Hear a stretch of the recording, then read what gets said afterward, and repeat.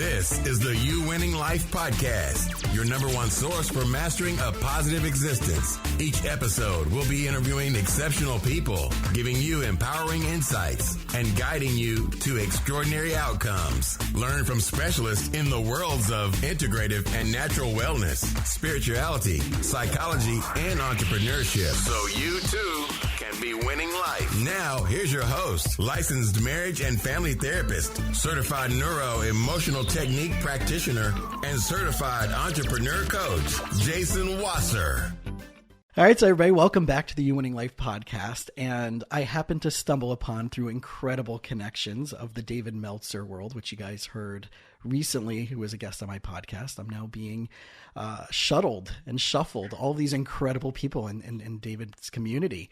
And as I was doing my research, I found that there was so much overlap to what today's guests are going to be bringing. And Dr. Shawn and Dr. Lacey, as you heard in the introduction, are entrepreneur coaches. They're chiropractors by training, but they're working in the business and entrepreneur and mindset and author world and programs and trainings and workshops, all the stuff that everybody who I know is listening to our episodes are trying to devour more of. So welcome, first of all. Well, thank you. We're glad to be here. I'm super excited, and I've been looking forward to this. And number one, I know you're no longer practicing what you went to school to do professionally. And this is something that I talk about all the time with my clients, whether it's therapy or coaching, is that we're trained in a system to have go to school, have a lockstep profession, do that, hopefully make enough, save enough to retire, maybe hopefully feel passionate about it for at least 2 or 3 years while we're doing it before we get burnt out. So I would love to hear a little bit about both of your evolutions of one deciding to become chiropractors, and those people who know me well enough know that I'm a massive advocate of the chiropractic community, being an NET practitioner, neuroemotional technique, and a lot of other chiropractors have been on. But how did you both decide that this is where you wanted to be at that stage in life, that like, hey, chiropractic, and then each of your own little journeys as far as moving from chiropractic to moving into the bigger stances that you guys are holding in today? All right. Well, I guess I will start. I always say, and I always start off by giving this disclaimer because it sounds so like cliche, but it's absolutely true. I say that chiropractic did find me. People hate that sometimes, but it's true. I mean, I literally was working at a bank. I was a bank teller when I was 16 years old. And this lady, she came to my window and she just slid me her card. She used to kind of always wait for me, my teller window. And she slid me her card and she said, "Lacey, I really want you to work for me."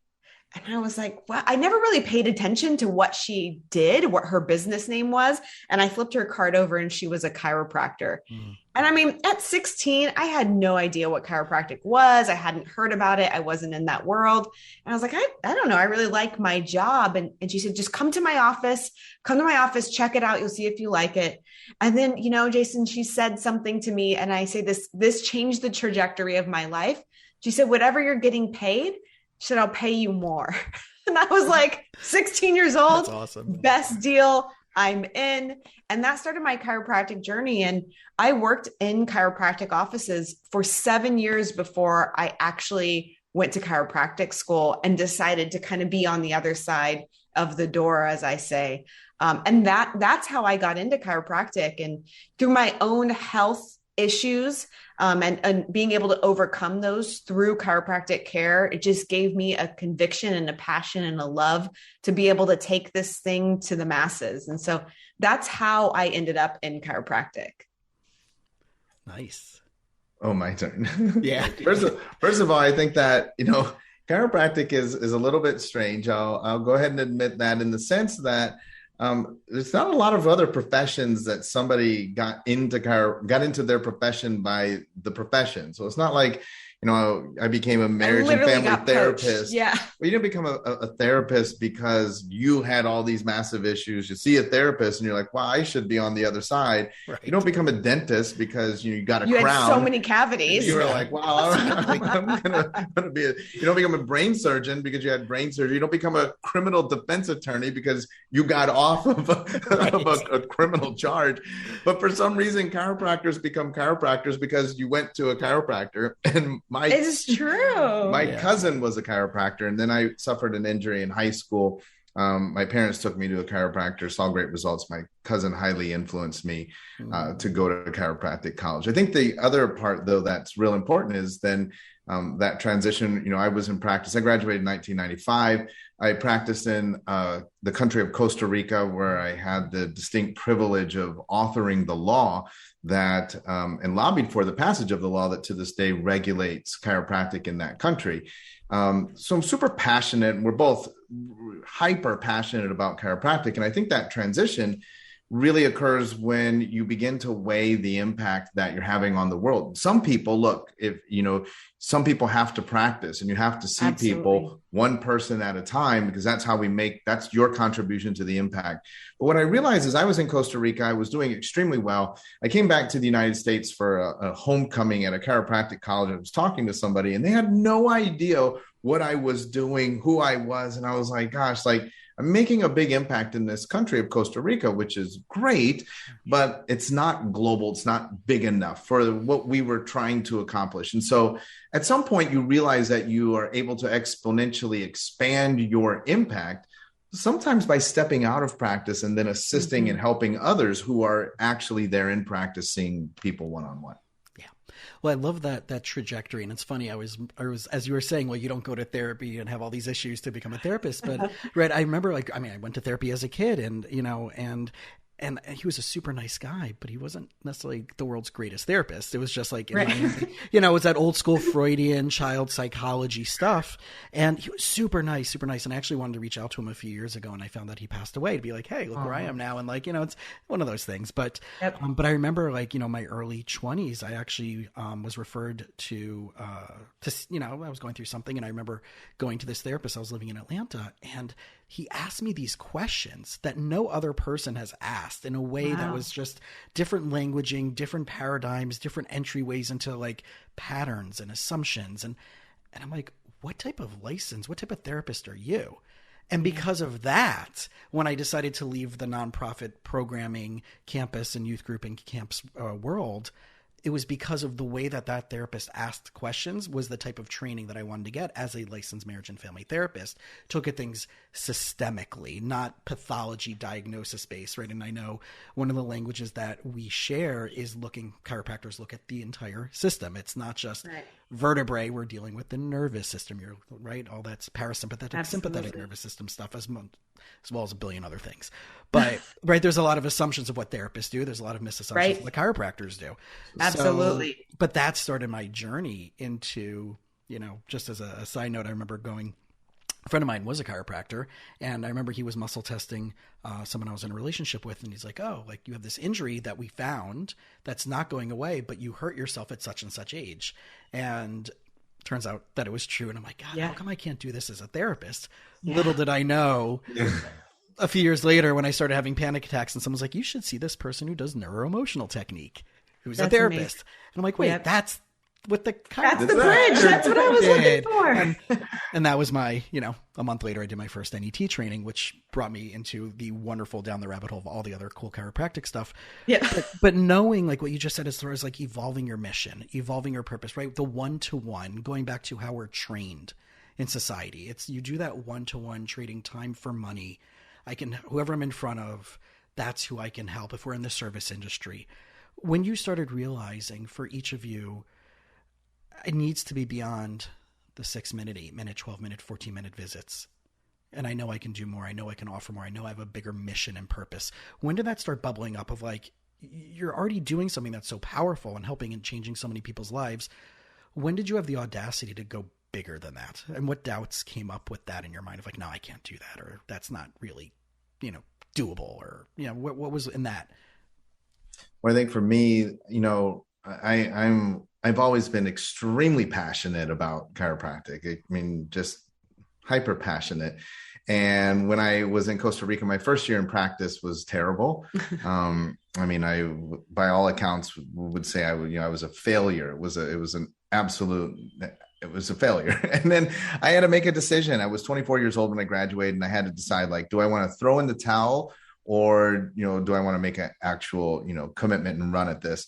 And so luckily I committed, I stayed, and it was very successful. My second year was wildly successful by all accounts. It was seeing about 200 patient visits a day, 5.5 days a week, was extremely full. And then I had this thing that entrepreneurs, not just chiropractors, entrepreneurs have this epiphany. And it was like, well, I had grown, but then you enter into this world of scale. And look, super important. Growth and scale are two totally different things. And so I decided that I wanted to have multiple offices. I was going to start bringing other chiropractors in from the United States. A big challenge because in Costa Rica, they speak Spanish. A lot of my docs were coming in, they didn't speak Spanish. And so that was a challenge we had to overcome. And so I got that taste of scaling, and I also got that taste of the setbacks of scaling. And when I moved to the United States, it actually made it a lot easier. And so I taught for a little while at Life Chiropractic College West, opened up a first office in Dublin, California. And then we began this project of scaling from there. And it was a lot easier. And today that scale has led to a chiropractic franchise that Lacey and I run. And so that's sort of that evolution. I think that all businesses to some extent go through that, right? Like we get excited, we want to grow, we want to see more people, we want to make more revenue. Then when we really want to double down, then we go into scaling, bringing in more people, more locations. And then if we could really master that, then we begin to understand, look, the amount of time that it's taking to manage all of these things is really hindering my ability to still be in that adjustment room, in the consult, wherever, and see people one-on-one. Yeah, makes sense. I got to tell you, because I'm listening to Shawn's story, and obviously, I mean, we've been together for a very long time, and we are so blessed to be able to work together in all capacities. But it wasn't as easy for me. So I just want to be transparent about that, because Shawn has always been a massive visionary and always he's always known, this is my GPS coordination. This is where I'm going. And that's his superpower, vision and strategy. And my superpower is systems and procedures. I'm a very logical step-by-step. There's a way to do things, which is great because it works really well together in the things that we do. Mm-hmm. So for me, when it's like, hey, by the way, we're going to go from working in an office and we're going to scale into this franchise, I had a little bit of trouble of like letting go, because I was like, well, no, we do this thing in the office, which a lot of people that learn their craft, they have trouble letting go to increase the velocity of success, letting go to elevate the business. And there was two things I had trouble letting go. The first thing was letting go of him, because we were seeing patients together. And I was like, we're doing this together, but we needed to separate, and so that we could go on both trajectories, still build the chiropractic office, but scale the franchise. And separate in business, not in business. Yeah. not in the relationship end of your not the relationship. Yeah. But so that was a really hard thing. And then the other thing was that little tiny voice inside that was like, hey, but you're still new. You're still new in this business. And I think a lot of people struggle with that. But the reality of it is, a lot of times you've been preparing for this stuff your entire life.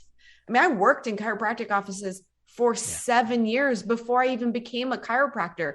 I had more skill set under my belt than most people that have been running their own business for 10 years. And so it's like overcoming that little voice inside of you that says, maybe you're not ready, and you have to tell it that you are. And so that was a big thing. And that really helped our success together as a couple and in what we were doing when I was able to break through that limitation. It's so interesting you're saying that, because I see it as kind of like the two sides of a brain and the yin yang balance of like what we bring to the table. And I'm actually, one of my homework assignments for one of my couples is to create SOPs for their family, right? Standard operating practices. We're big on that. And right. And well, of course you are, because that's what you guys teach, right?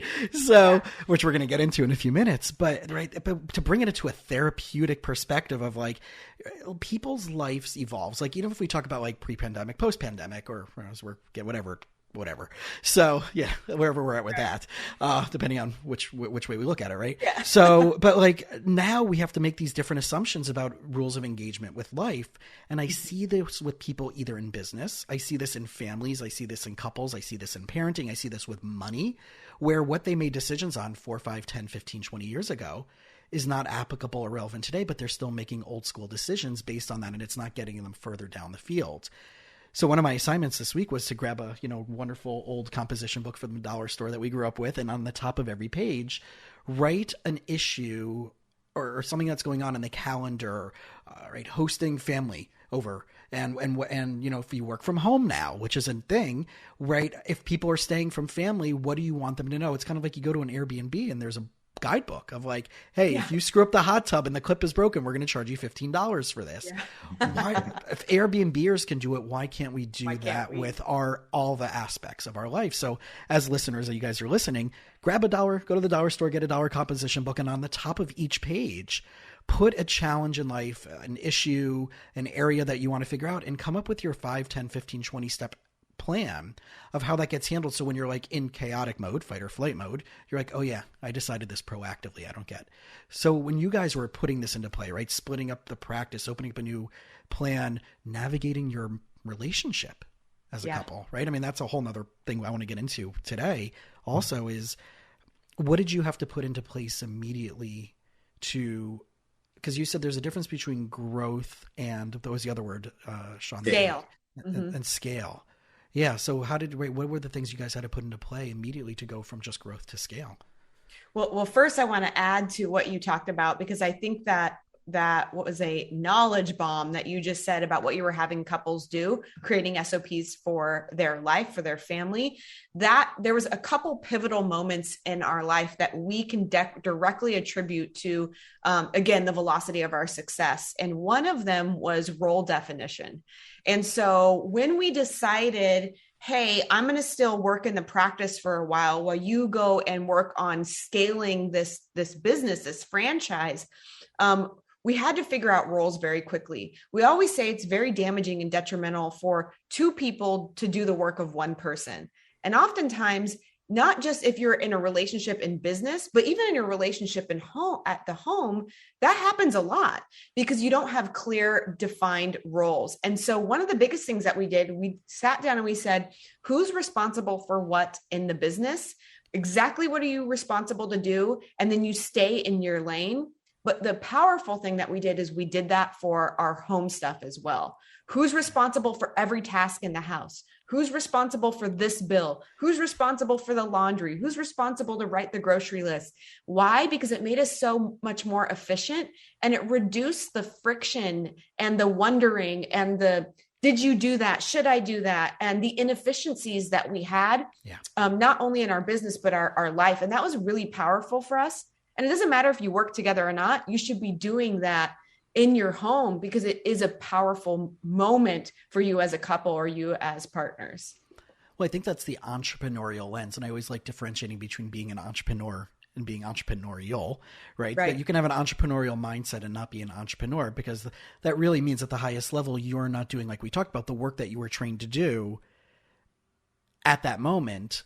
Trading your time for money versus having people under you and scaling and growing, right? That's at that point, right? It's becoming an entrepreneur versus being entrepreneurial, which I think is a mindset of how do you start doing these things? How do you start leveraging out? Like, I don't do my laundry anymore. It costs me X amount of dollars a month. It's 8 cups of Starbucks coffee a month. Yeah. And I have to see one client for 2 hours to pay for my entire year of laundry at this point. Right. That's amazing. So, right, 2 hours of work versus X amount of hours of doing, right? And I never looked at it that way until I started this entrepreneurial mindset journey of, what do you mean? But of course I could do it myself because it's going to, it only costs whatever in my laundry room, in my condo. And we start justifying and creating excuses that limit our potential success because we're, again, this mindset thing. And I know, this is so big in your world of, we are taught and indoctrinated by society at large to put our head down and just drill through. And including when you're saying you're seeing 200 patients a day and your body can't, even if you're using an activator tool, which, if you guys ever see the chiropractors with the clicky thing, it's called an activator tool, right? Or whatever you're doing, right? So you can't handle that physically. And what would be step one for someone who's listening to get handled? To get handled, to start to put all these things in an orderly box. Well, first of all, I think that step number one is exactly what Lacey was talking about earlier is, you have to define your final destination. Like you have to set your course. And we talk about this in our book, None of Your Business.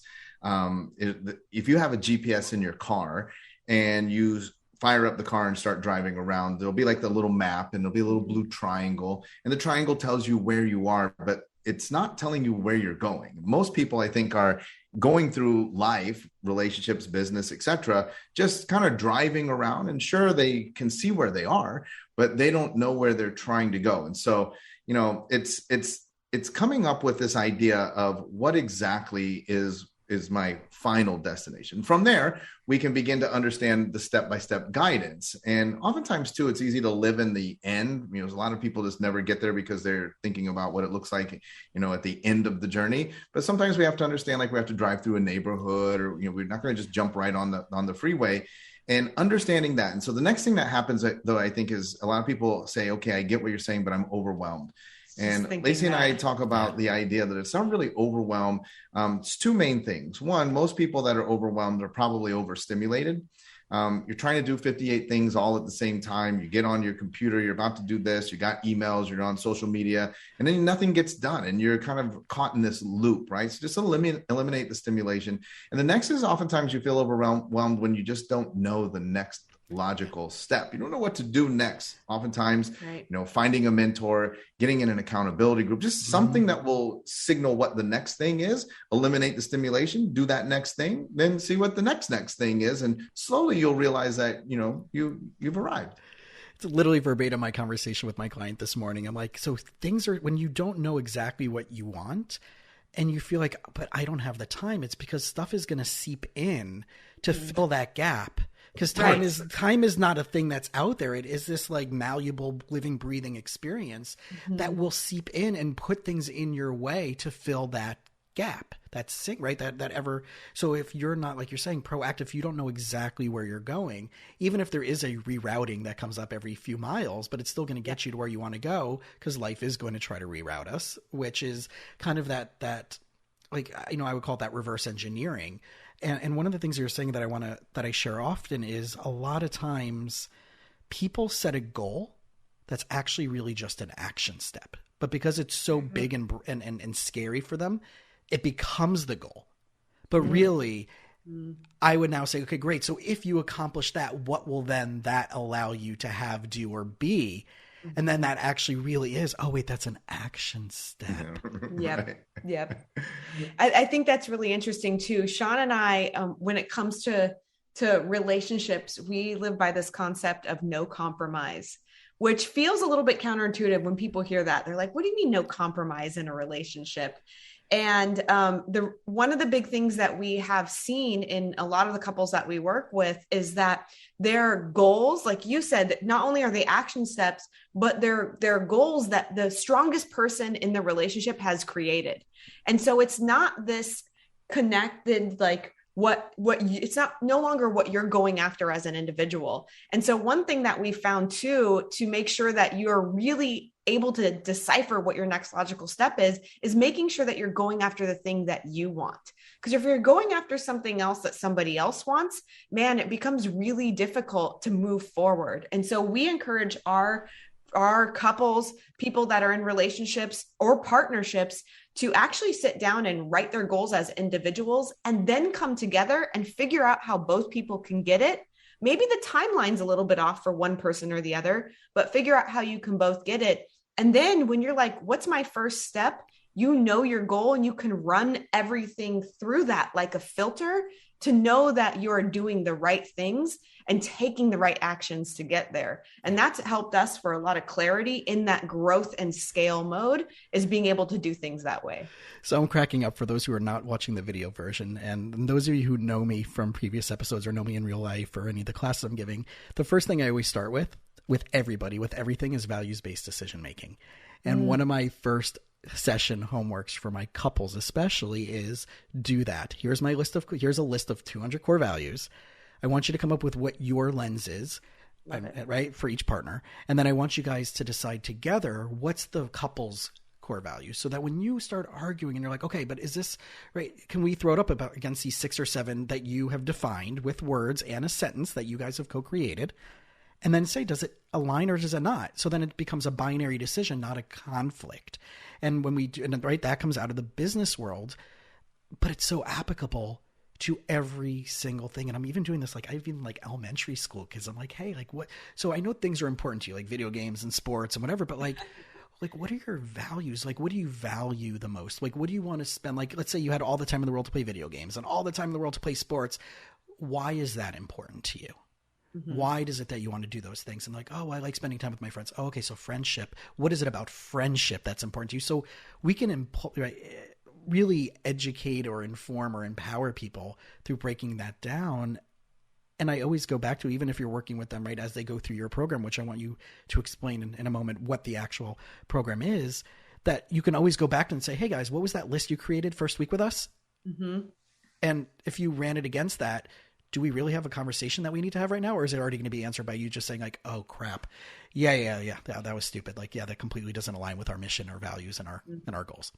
That's fantastic. Yep. Absolutely. We love that. One of our mentors, Michael Port, he used to always say, all business problems are personal problems in disguise. And that's why, we're so passionate about talking about this, because we're talking about entrepreneurship, but really relationships and the way that you do things at home and in the business, they're all intertwined. You can't disconnect them. Right. No. And so I love what you're saying about this values exercise, because we're so good at doing that in our business, coming up with a mission statement for our business. What are our core values for our business? And it's like, well, if I'm using that as a filter for my business, what am I using for a filter for my life? Because that's even more powerful. So and the terminology he uses is the red carpet, right? He has the red velvet rope. Red velvet rope, right? Yeah. And in my community, it's the doorman principle, right? It's all overlapping, but it's so true. And I talk about like the simplicity on the far side of complexity, and it's like it's the doorman principle.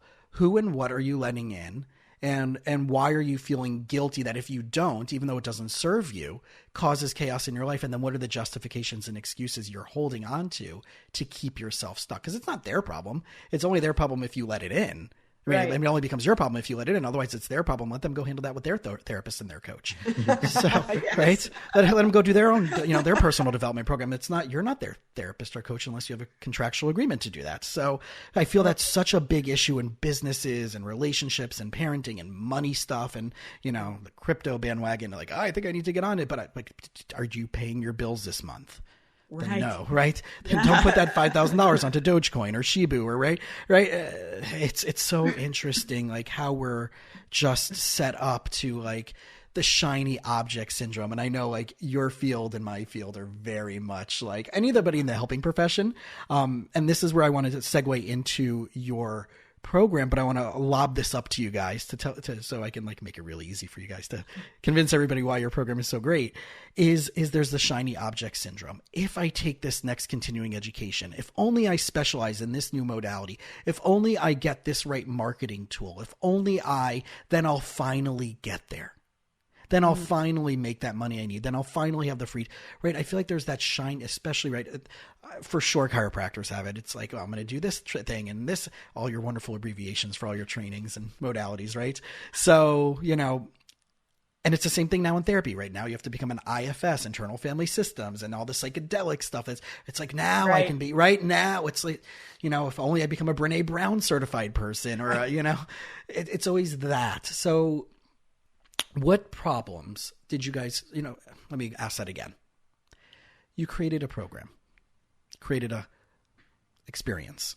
What problems do you truly want to finally help people handle and solve through the community and platform that you created? And since we haven't talked about it, give everybody the name as well.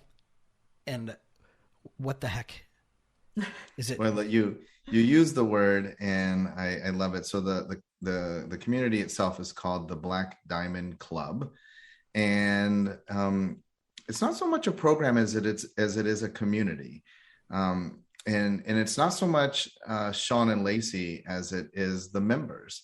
And we wanted to create a safe space for service providers to be able to support and hold each other accountable in their quest to reach more people, make a bigger impact, and to create the lifestyle that they deserve. We wanted to create a community where, I mean, it's kind of a given that we all in the service industry want to help a lot of people, but we wanted to also make it safe and acceptable to have the concomitant rewards that come along with that. I mean, there's nothing wrong with creating a phenomenal lifestyle as a result of your hard work and the impact that you've created on the world. And, you know, we wanted a place where if you were brand new in business and you made your first dollar, that you could come to the community and say that, and people would say, that's great, and not say, well, wait until you see, 3 years from now, come back and talk to me. We also wanted people that were made their first million or their first 5 million to be able to come and everybody cheer them on and say, look, we're all trying to make an impact in the world. The basis for what we do is based off of marketing, teaching service providers to fall in love with the idea of being an entrepreneur by learning marketing, sales, and we do an awful lot of work on mindset. I mean, in the pre-interview portion, you had talked about like, what are the things that you guys don't talk about? And we got into a lot of them, but we are super fascinated with relationships. We're fascinated with, your mind, the way that we think and how that affects our business and how it affects our skill level.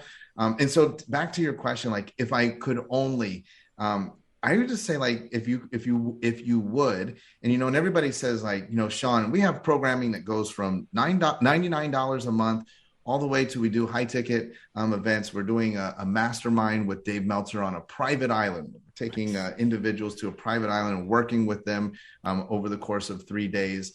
And so we have everything in between. And sometimes people say, Shawn, I would if I could.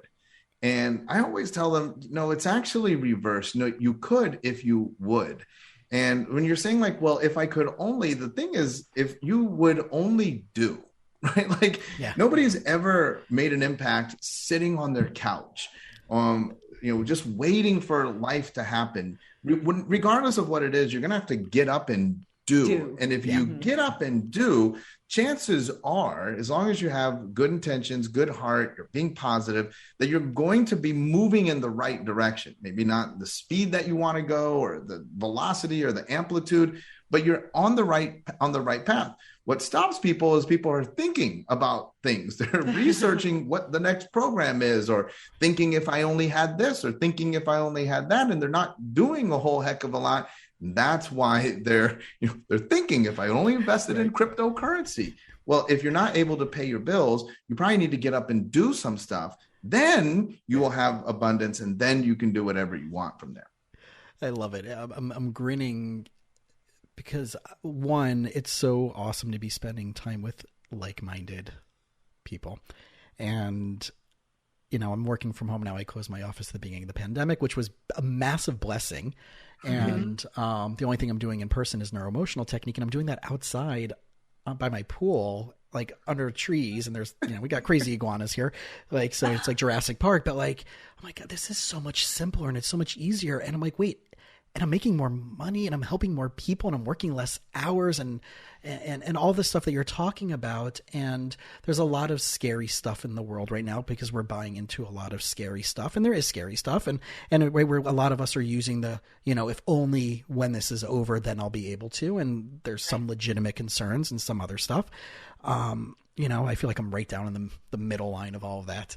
And I remember when, and I just sent I'm composing an email to a buddy of mine who was in my accountability group when I started the program I was doing. I had no clue who and what he was doing and succeeding. He was wearing khaki pants and an Under Armour polo. I had no clue that his company was doing $100 million a year at that time. And we're in an accountability group for a while, and his company incredibly grows, and he's doing a lot of cool stuff. And I sent him an email the other day just checking in because I'm like, hey, I want your thought about this. And he was like, he just responded like, I'm so proud of you. And I'm like, like you're doing everything right. And it took me because I got divorced at 30 and I was on my own since I was 17, 18 years old and working 3 jobs and, taking any client I can take just to pay the bills. And I went on every single insurance panel because I needed the money at that time, where as the time of this recording, it's November 18th, next week, the day before Thanksgiving, my last insurance panel will term out and I'll be full cash. Right. Huge for a clinician. Huge. That's fantastic. Huge. Because So we were great. trained, right? We were trained to be, if you make six figures in private practice, you're doing great. Well, if you're making six figures as a practice owner, what are you taking home as $30,000, $40,000 a year, right? Which we can talk about in another time. But I know, how do I want to say this? Because this is like really, I did not know then in the chaos before I started involving myself in this entrepreneurial mindset journey. One, my beliefs about money were completely off. I grew up in South Florida. I grew up a scholarship kid. I grew up with the people who hads that weren't the greatest people. So therefore I had this unconscious belief about money that held me back from exponentially growing and scaling. That allowed me to take in the $15, $20, $30 copays and right. And how could I say no to those people, right? It's like that old story, right? The chiropractor who had the, leave what you want when you, right. Those stories. So for me to journey into where I am now, spending time, it's the story of when I reached out to Howard Behar from Starbucks, the former international president. And I just cold emailed him. And I had an aha moment on that. If he said no, my life goes on as usual. But if he says yes, holy crap, I need to prep. I need to buy his book. It's not about the coffee. And I need to watch his YouTube videos. I need to ask him questions and spend time with, because this is the guy who brought Frappuccinos to the market and made it grow all over the world. And right. So I realized this aha was the worst thing that someone can say is not no. The worst thing, and I'm being playful with that, is that they can say yes, and then you have to get off your couch. Right. You have to do. You have to do, and that's the only way, is by pushing yourself into that uncomfortable place. So how do you? Because Shawn, you said a moment ago that like it's not going to always come right away, and it's going to take momentum, and it may not come as fast as you want. But do you see that? Like, I want to figure out how I want to ask this question the best way.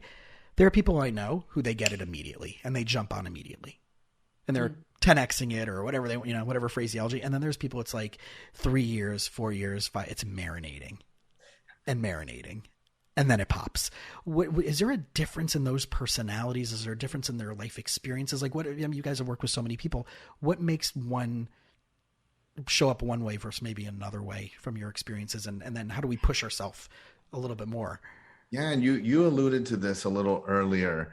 We live in a disempowered world, and through a bunch of reasons, media, all kinds of reasons. But what happens is disempowered people don't love empowered people, make you feel uncomfortable, right? And so what disempowered people do is they try to disempower the empowered people, because that's you want to bring them down so you don't feel so guilty, or and you're like, what is wrong with these people? They're like running around 10Xing their lives. Like it'd be easier if we all just played video games.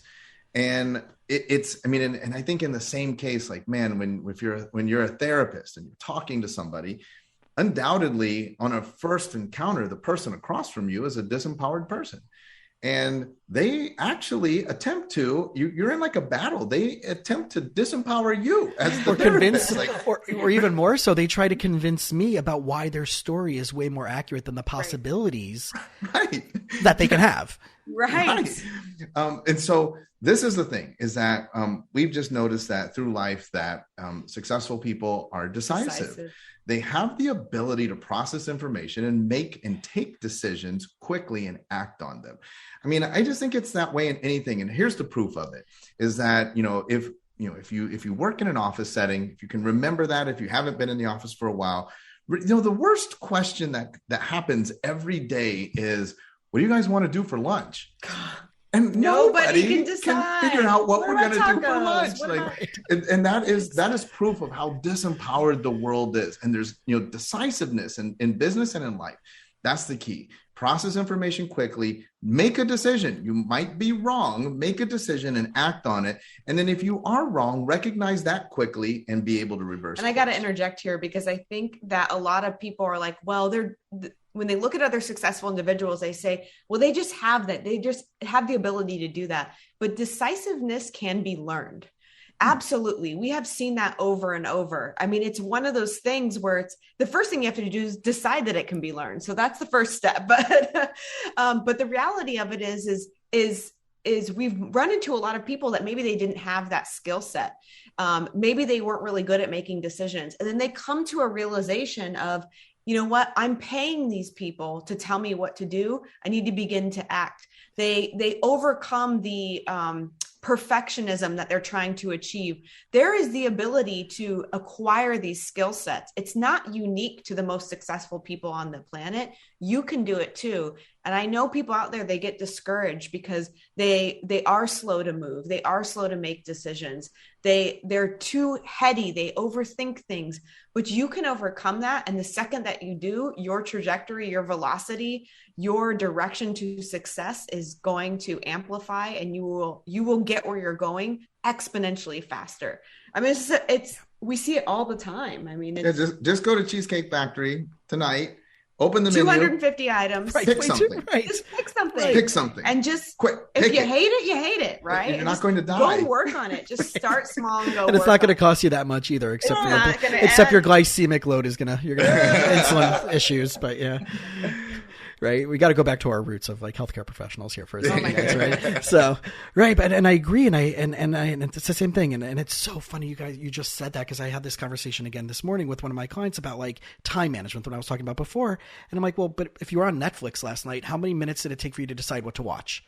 And then did you get off Netflix and then go to the Amazon Prime app and then still have another 7 minutes to decide? And then you're like, I can't find anything. So then you default to an old episode of Breaking Bad. But that's what we do in business. That's what we have our default, right? Our default network, our default mode. And we go back to what our family of origin, our culture, our gender, right? All of that stuff is embedded that we have to try to work through and become aware of, right? Bring it to the surface, work on it, work through it, and then change and shift. And I know, like, when you talked about the decisiveness, like that's that's the name of the episode, right? Decisiveness will make you successful. And the one thing that I know that I had to transition from was that slow moving. Can I afford it? Am I going to actually benefit from it? Do I know other people that have worked and done this with this person? And am I going to get screwed, or is it going to get me to where I want to go? And can they articulate really that this is where, because right, we now know in the social media world, everybody's offering, join my mastermind and you're going to be making $1 million and I'm going to teach you how to sell the program that I'm now selling. Right. You guys know those people. Yes. So, right. But that's what's scary now versus having, like you said, a legitimate community, having legitimate, like, good for all, rising tide raises all ships mindset versus I'm just going to have you replicate and wash and repeat the wheel, but there's no real value proposition and connection and relationship in it. So is the decisiveness come with relationships as a relationship element? You guys are doing this together. You're doing this as a couple. You're doing this as all these different layers of your life. Where does the relationship factor coming in for, like you said, it's a community more than a program? But even someone who's not necessarily, they're thinking about doing something like Black Diamond, they're thinking about doing something with whatever, anything they're doing. How can they understand that building a relationship with that community, with that person, doesn't necessarily always have to happen with going away for $1,000 weekend or a $5,000 weekend and start just gleaning, like listening to your YouTubes or your podcasts or a David Meltzer video or to get involved into a community where the relationship may not be there yet, but they can start seeing the value of the relationship. So I think if I understand correctly, I mean, the number one, we always say that we value long-term relationships. And so we have permeated that throughout the community of the Black Diamond Club. And so it doesn't matter if you're like, man, I want to check this thing out, but I don't know if I'm going to be a good fit. I don't know if I'll be able to go in there and I'll be able to assimilate. Like, the reality of it is there's always somebody in there that's new, just like you. And people love that. You come into the Black Diamond Club and you raise your hand and you say, I'm brand new here. And people will begin to guide you. They'll say, welcome. We want to welcome you with open arms. How can we help? Here's our favorite podcast. Here's what we think you should listen to. So it's actually a little bit backwards. The community will help guide you on what you can learn and how you can grow, instead of you trying to grow first and then go into the community. So I actually think in the Black Diamond Club, the relationships come first. And it's not something that you have to create. They will bring you right in. And so there's a lot of power in that, because I think every person on the planet has a desire for human connection. We all desire to be connected somehow.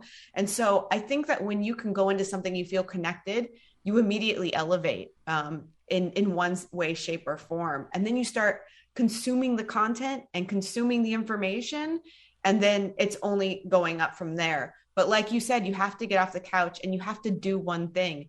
And really in Black Diamond Club, that one thing is starting by introducing yourself. If you can do that, you're good to go. Well, I would even say, one of my favorite David Meltzer lessons, he's come up a lot today, but when he talks about what would you tell your 17 or 18-year-old self, and the answer is ask for help. Mm-hmm. And so look, like if you have it all figured out, then the Black Diamond Club community is of no value to you. If there's no one community thing, will be. No community would be of value. Very, very good. But if there's like one thing that you're like, I wonder, like, how do I do this? How do I market? How do I set up my emails? How do I do text? How do I, have better retention? Where do I start? Then you go into a community, and a lot of people are like, well, I don't know if I have anything to offer. Well, that's not. You should say, I don't know if I have anything to receive, right? So what do you set your expectation of what you want to receive? Come into the community and say, here's what I need. And then see if the community can fulfill that. And if the community can fulfill it, then you can say, wow, that was great. Here's what I have that I would be able to assist you with. And so sometimes people too, we get it confused as we're like, I don't know if I have anything to offer. I would say you should begin with, I don't know if I have anything to receive. If I have something to receive, I should just put myself out there and be open to receiving it. Yeah, no, I have to say that's interesting that you say that though, because going back to your question about decisiveness, I think that the difference in decisive people is exactly that. They're willing to put themselves out there, and they're not worried about what it will look like. That's how you become decisive, because you're not worried about what the other side is. You're not worried about judgment. You're not worried about what people think. You're not worried about if you fail. And so again, decisiveness can also be learned through just putting yourself out in front and not worrying about what's happening on the other side. That'll actually build that skill. And it's funny because I see all of those things go together. And I see, right. And it also applies to any other aspect of life. And it's going to show up one place. It's going to show up another place. And I remember the buddy who was a chiropractor who brought me into the program that I've been doing. It took him like 2 years for me to show up. And at every neuroemotional take, Jason, you really should try, go to this thing with me. Go whatever, and there's a discounted ticket, whatever, blah, blah, blah. And I'm like, God, I'm not an entrepreneur, right? It was just like, I was so far removed, and I was so stuck in that like chaos of just being a clinician, thinking I'm running a business, but not seeing myself anywhere above it. I just couldn't even see the reality of anything being different, because that's all we knew. And no one was talking like 8, 9, 10 years ago. No one was talking about this stuff, especially for clinicians. And I know it's pretty big in the chiropractic world, but the therapy world, it's finally, the last 3-4 years, it's finally kicking in. And it was, and I remember sitting there, and I remember the first afternoon, they started talking about core values, the person who was running it. And I'm like, oh, so if I define my core values, I then hold myself accountable towards myself and have other people hold me accountable to that. And then I make the rest of my life washing, repeating that makes me entrepreneurial. Oh, okay. So if you're a mom at home deciding how you want to feed your children and what type of healthcare you want to provide, and that's the core values you decide. So that's being entrepreneurial for those type of people. And if you're a business owner and you only want to serve this niche and serve it right, then that's right. It doesn't have to show up just in a business sense. It's actually what I now believe is that entrepreneurship is a self-development and self-development and personal actualization platform if done right. And I think. Right. And I think that's the beauty of like circling back to the beginning of our conversation of knowing what we're trained to do, that we have to evolve past what we were trained to do and realize how we can grow and scale that. Right. And saying like, okay, like, so someone's an intrapreneur, which, then you can only go so much because that you have, how far you can before the ceiling hits and now you have to move to a different company but if you're being entrepreneurial even outside or side hustling or whatever, right, so you can buy your crypto. I don't think there's any limitation, but we have to change that mindset. So with the book, because this is like an easy entryway. So if people aren't ready to go to a conference or not ready, but you have a book that came out recently called None of Your Business. It's available on Amazon. We also have a podcast by the same name, None of Your Business, on all of the platforms. Those are very easy entryways to the world of Shawn and Lacey to explore kind of what we're about. Strongly encourage that too. You don't want to just blindly jump into something. We might be absolute raving lunatics or selling masterminds on how to sell masterminds. And right. so you might want to check out. Not like that either. You might want to check out some of these resources. Right. And again, there's nothing like I was being playful with it because I know that there are people out there that are doing that, and they're doing it with like ethics, and they're doing it with like find your niche, because no, you would not know how to do this, and it's just right under your nose, and it makes sense. But right. As long as you're, the person who brought me to my program is like, I will never ask you to do anything unethical, immoral, or fattening. Mm-hmm. I love it. So, right, like, right, if we're teaching these things, and that's what I think the difference is in my journey of what I've discovered in all the different programs, and is there's a way of doing it where it's really only leading back to the people who are running it to make more money versus literally lifting everybody up. And those masterminds, right? Because that's the new, it's a new Lululemon of whatever, right? Put on Lululemon pants, you're a yogi all of a sudden. If you do a mastermind, all of a sudden you're a coach, right? It's, sorry, I know. You know the shtick, guys. Come on. So, right. But there is value in like teaching someone to teach their craft in an ethical, honorable way versus like manipulation. And I think that's what I think a lot of the indecisiveness is coming from, what I'm seeing today, of people being afraid of being screwed over, ripped off, versus what you said, there's a community. And if we teach you, the community is important. If we teach you the value, if we teach you the connection, we teach you how to become more decisive through that, and we teach you how to do this for other people, then that makes sense. Yep. Absolutely. Yeah. So y'all who are listening, I threw in my Southern, I don't know where that just came from, but anybody who's listening and they want to hear more, you have the None of Your Business book, you have the blackdiamondclub.com website. You can follow Dr. Shawn and Dr. Lacey on Instagram and social media. They're very easy to find, but the Black Diamond Club is on all over social media. I'm sure that there's so many more wonderful things that we can talk about. I know we just got started. It's so awesome to spend, like I said before, like-minded thoughts, like-minded people. And I really appreciate the time you had for us today. It was a blast. Thank you so much.